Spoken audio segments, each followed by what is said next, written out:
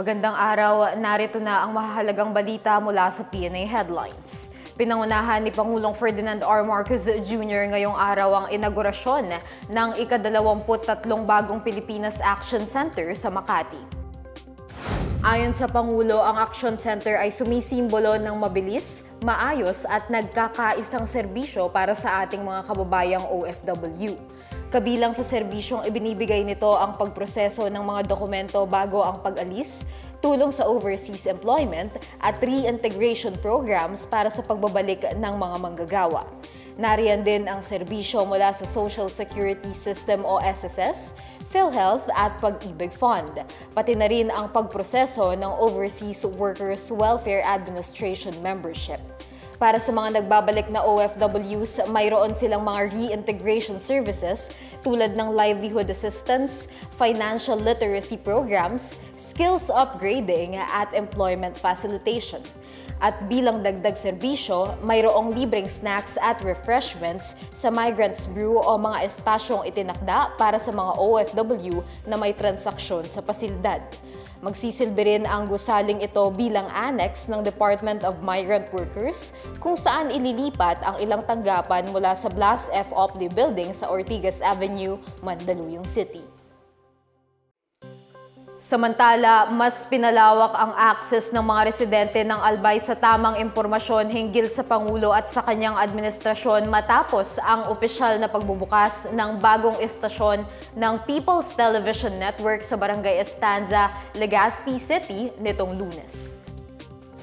Sa inaugurasyon, binigyang diin ni General Manager Tony Nebrida ang kahandaan ng network na maghatid ng mensahe at mga inisyatibo ni Pangulong Ferdinand R. Marcos Jr. sa pamamagitan ng maaasahan at mapagkakatiwalaang plataporma. Layunin din aniya ng PTV na maging pangunahing training hub ng mga kabataang mamamahayag at mga technical professionals. Nagpasalamat si Nebrida sa Misibis Land Incorporated at sa Ako Bicol Party List sa pangunguna ni Representative Zaldico para sa kanilang pakikipagtulungan sa PTV. Pinuri naman ni Legazpi City Mayor Alfredo Garbin Jr. ang bagong estasyon bilang isang mahalagang instrumento para sa pagpapalaganap ng kaalaman, pagbibigay ng kapangyarihan sa mamamayan at pagpapalakas ng transparency sa pamahalaan. Inaprubahan ng Board of Directors ng Philippine Health Insurance Corporation o PhilHealth ang 284 billion pesos na corporate operating budget para sa taong 2025. Ayon sa PhilHealth, mas mataas ng 10% kumpara sa 259 billion pesos na budget noong nakaraang taon. Kasama sa naturang budget ang Zero Government Premium Subsidy para sa indirect contributors sa 2025, kasama rin ang 150 billion pesos na surplus na naitala hanggang October 31.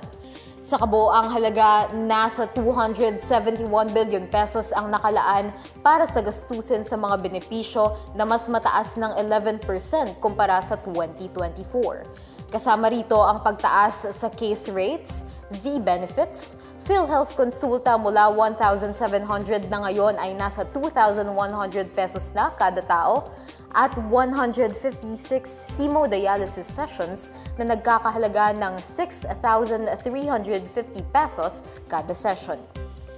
Kasama rin dito ang pondo para sa emergency care, outpatient mental health, severe acute malnutrition at iba pang stand-alone outpatient packages. Inaprubahan din ng board ang ikalawang round ng 50% increase sa mga piling case rates, karagdagang benepisyo para sa emergency care, salamin at optometric services para sa mga bata, open heart surgery benefits at pediatric cataract extraction. Nakumpleto na ng Armed Forces of the Philippines o AFP ang rotation at reprovisioning o RORE para sa mga tropa ng Pilipinas na nakadeploy sa siyam na bahagi ng West Philippine Sea bago pa man ang Kapaskuhan.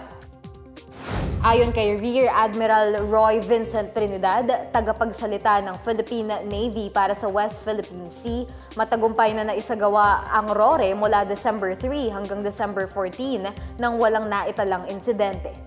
Ayon pa kay Trinidad, bagamat may namataang 2 China Coast Guard at 2 barko ng People's Liberation Army Navy malapit sa Ayungin Shoal, walang naganap na ilegal o mapang-aping gawain ang mga ito.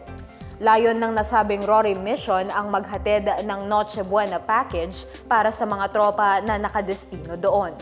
Aniya, nananatiling mataas ang moral ng military officers at handang gampanan ang kanilang mandato hanggang 2025 sa kabila ng mga hamon sa mga karagatan ng Pilipinas. Bilang handog ng kapayapaan ngayong Kapaskuhan, 15 miyembro ng Bangsamoro Islamic Freedom Fighters o BIFF ang sumuko sa pamahalaan kasabay ng pag-turnover ng kanilang mga armas nitong Lunes sa Central Mindanao. Ayon kay Lieutenant Colonel Gilbert Buado, commander ng 6th Mechanized Battalion, kabilang sa mga sumuko ay mga miyembro ng Bongos, faction ng BIFF na nag-ooperate sa kabakawan ng Datu Salibo, Maguindanao del Sur. Isinailalim sila sa public presentation kahapon sa 1st Brigade Combat Team Headquarters sa Barangay Pigkalagan, Sultan Kudarat, Maguindanao del Norte, kung saan isinurrender ng mga rebelde ang ilang high-powered firearms kabilang ang 2 homemade 50 caliber Barrett sniper rifles at mga bala. Bilang tulong para makapagsimula muli ng bagong buhay, nakatanggap ang mga sumukong BIFF ng bigas, food packs at pinansyal na tulong mula sa Ministry of Social Services and Development ng Bangsamoro Autonomous Region in Muslim Mindanao.